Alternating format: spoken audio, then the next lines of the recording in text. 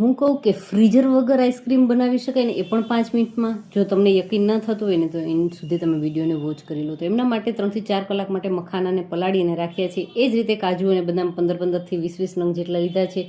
એમને પણ સારી રીતે પલાળી લીધા છે. 1 ચમચી જેટલો મિલ્ક પાવડર, 3 ચમચી જેટલો સાકરનો પાવડર, 2-3 ડંગ એલચી, થોડુંક દૂધ લઈ અને પેસ્ટ આ રીતની તૈયાર કરી લઈશું.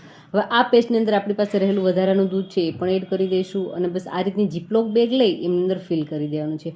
હવે મિક્સી જારમાં થોડીક પેસ્ટ રહી ગઈ છે તો બસ સારી રીતે દૂધથી આપણે એમની અંદરથી પેસ્ટ કાઢી લઈશું. જીપલોક બેગની અંદર આપણે ફિલ કરી દઈશું અને બસ આ રીતે થોડીક અધૂરી રહે ને એ રીતે ધ્યાન રાખવાનું છે. હવે એમનાથી ડબલ સાઇઝની હોય ને એવડી બીજી જીપલોક બેગ લઈ એમની અંદર બરફના ટુકડા એડ કરી દઈશું અને સાથે સાથે થોડુંક નિમક પણ એડ કરી દઈશું, જેથી કરીને શું થાય કે બરફ છે ઝડપથી પીગળે નહીં. એકવાર કોથળીને ચેક કરી લે કે દૂધ નીકળે એમ તો નથી ને. બસ માત્ર 5 મિનિટ માટે એકદમ સ્પીડની અંદર આ રીતે ચલાવશો ને અને એમનું રિઝલ્ટ જોશો ને તો તમને ખુદ પર યકીન નહીં થાય કે તમે ફ્રીઝર વગર આઈસ્ક્રીમ 5 મિનિટની અંદર બનાવી અને એકદમ સરસ છે, એક મોંમાં જતાં જ પીગળી જાય એટલો સોફ્ટ એવો આઈસ્ક્રીમ આસાનીથી ઘરે વગર ફ્રીજે બનાવી લીધો છે. તો જીપલોક બેગની અંદર થોડુંક કાળજી રાખવાની કે નિમક હતું એમની અંદર, તો સારી રીતે સાફ કરી ત્યારબાદ જ આપણે આ રીતે આઈસ્ક્રીમ કાઢશું અને એન્જોય કરશું. આમનો ફૂલ વિડીયો વોચ કરવા માટે થઈ અને નીચે જઈને ક્લિક